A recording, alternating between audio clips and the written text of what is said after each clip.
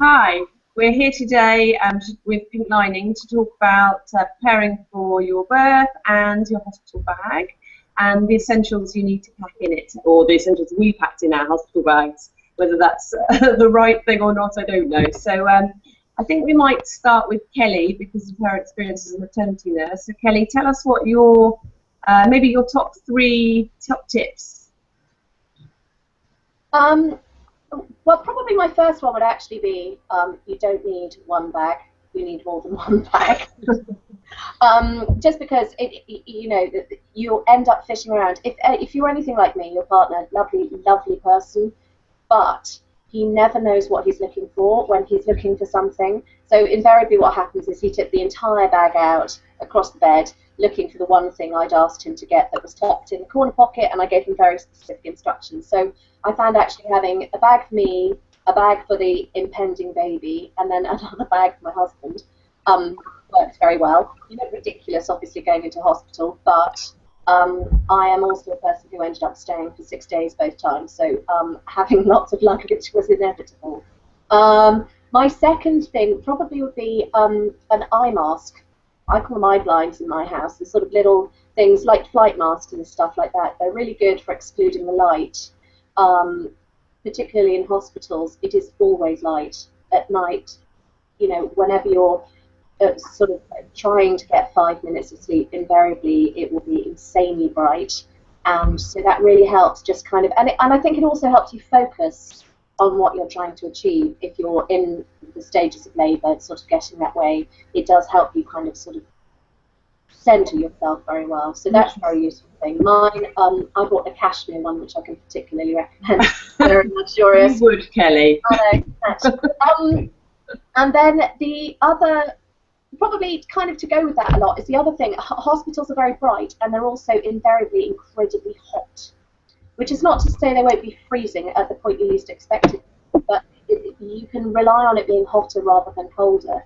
And so anything that keeps you, particularly when you're in labour, cool is a very good thing. So fans, water, there are a lot of sprays out there now for mums that you can buy kind of in the pharmacies and things like that are very good. So those are the things I would suggest. Brilliant, thank you. And on the note of cashmere, Anthea, was there anything specific you packed to wear?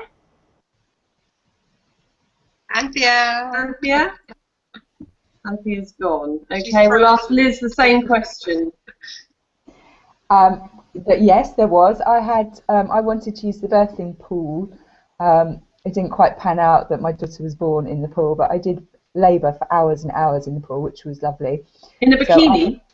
Well, I had a tankini. But I will say, I did learn very quickly that the bottoms to my tankini were rather superfluous. So that was a waste of space.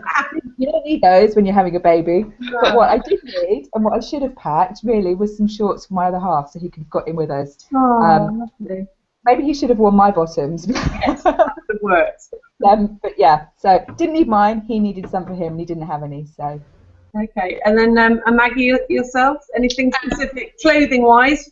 Not really. I'm trying to think of it, but it is good to have something like slip-on shoes or slip-on slippers, because once you have had the baby and you're on a ward, yes. If you want to go to the loo or something, you don't want to be faffing around with awkward shoes. So I think shoes I think pregnant women will do anywhere. They'll have shoes that they're slipping in and out of, and they're really easy, but something definitely comfortable. Even if it's just your slippers, don't bother going in with shoes.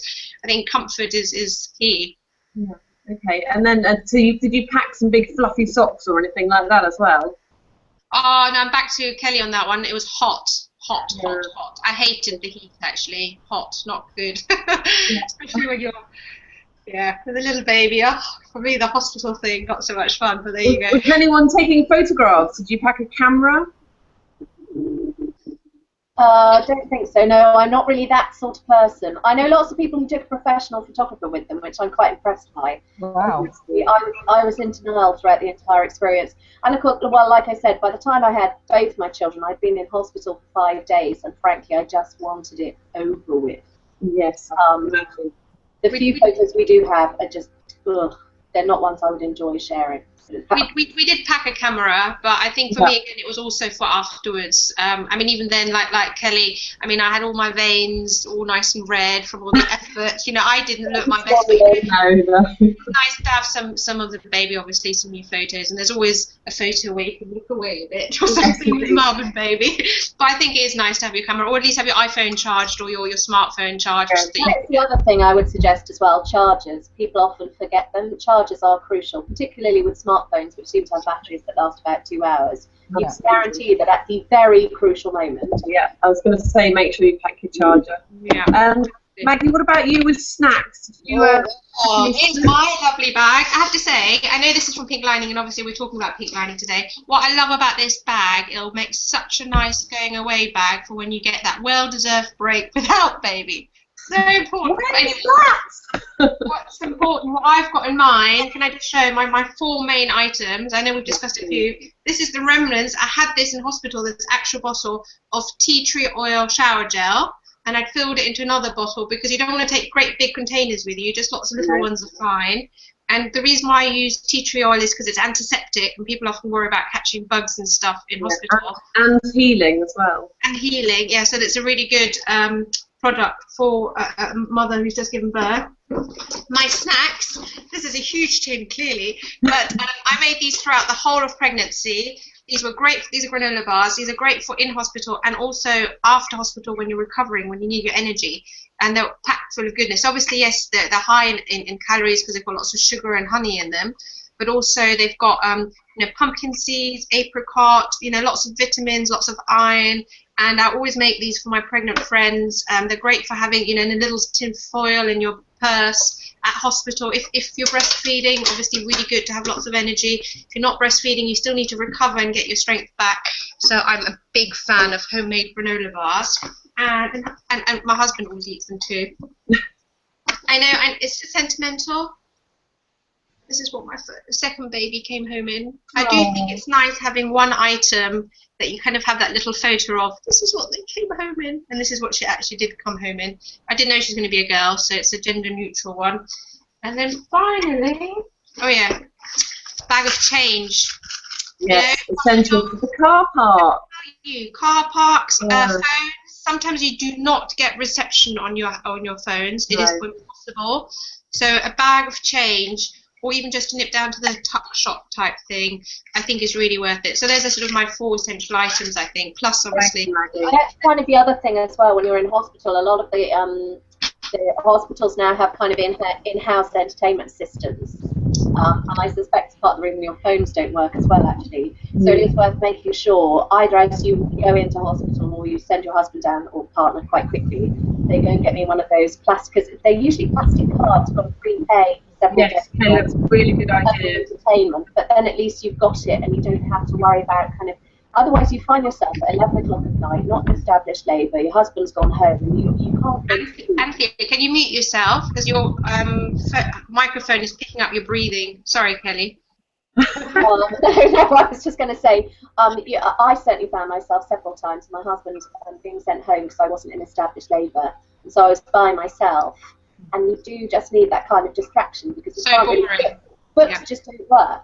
No, they don't. I agree. You can't focus on them. I couldn't focus on them. They're okay, because obviously they're kind of children things, but it's useful to have the kind of in-house entertainment system. Plus, if they're like mine, they have an entire channel with slightly dodgy 1980s videos of birthing and, health visitors and stuff like that, chatting about breastfeeding and, in the correct position and stuff. So you can sort of bone up whilst you're in the early stages of labour.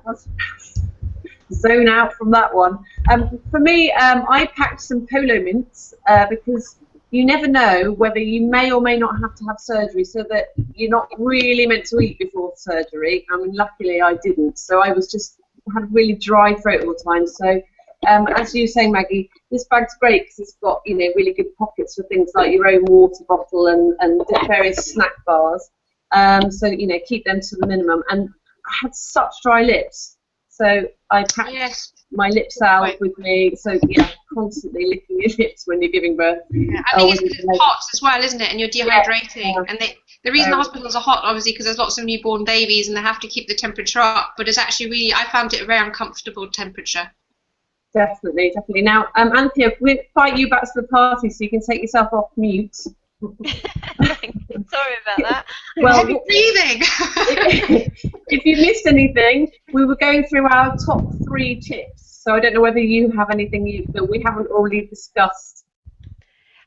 My top tip. Well, I had 2 bags. I had my kind of a bag with just a few essentials. So kind of like I had a face spray. I had a hairband because my hair drove me nuts during both births, and so I had a quick bag, and then I had a kind of it wasn't packed, but I had a pile of stuff in case I was staying in hospital for a bit longer. So it was all kind of in an area in our room that my other half could kind of go and get, so I could direct him easily. But my first pregnancy was I started off at home and then ended up in hospital, but was all kind of very nice and easy and controlled. So I was home within 6 hours, so I didn't actually need very much at all, you know, just needed a change of clothes for the baby. And then my C-section again was a kind of, not for my twins, which was my next pregnancy, was a bit strange because I actually went into hospital just for a general appointment and didn't leave, and was 2 hours later I was in theatre, so I actually went into hospital that time with nothing.